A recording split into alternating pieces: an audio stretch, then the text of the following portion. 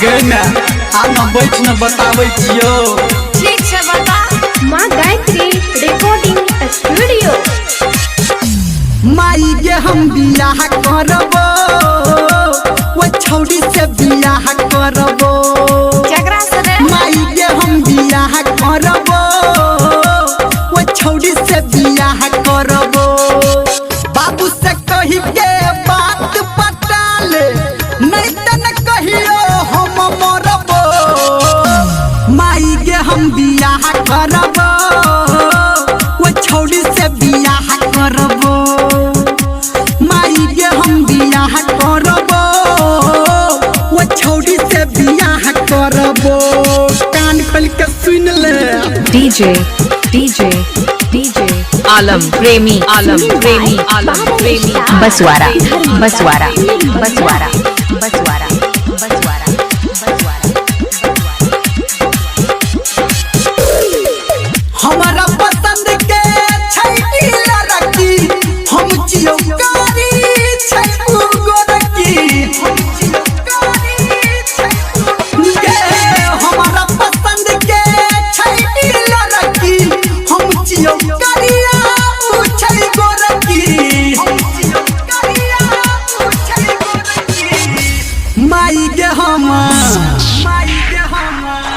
माई के हम ओ बोल ना। माई के हम बियाह करबो, वो छौड़ी से बियाह करबो। दूर दूर माई के हम बियाह करबो, वो छौड़ी से बियाह करबो। अरे ए छोरी के घर कहाँ छै? डीजे डीजे डीजे आलम प्रेमी आलम प्रेमी आलम प्रेमी बसवारा बसवारा बसवारा बसवारा बसवारा। अभी आप सुन रहे हैं सावरिया म्यूजिक। कोयल जैसन ओकर बोली, गाम ओकर छै पश्चिम टोली। अरे ई तो लगे में छै। बैना कोयल जैसन ओकर बोली, गाम ओकर छै पश्चिम टोली। गाम ओकर छै पश्चिम टोली। माई के हम माई के हम रे आपकी माई के हम बियाह करबो, वो छौड़ी से बियाह करबो। अच्छा माई के हम बियाह करबो, वो छौड़ी से बियाह करबो। चल ठीक छै। डीजे डीजे डीजे आलम प्रेमी आलम प्रेमी आलम प्रेमी बसवारा बसवारा बसवारा बसवारा बसवारा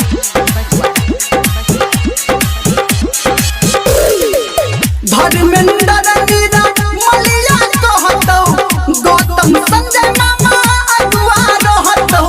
सुनना मौसो को फोन कर दिया।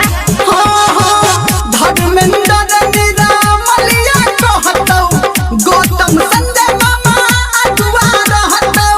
गौतम संजय मामा अगुआ रहतौ। माई के हम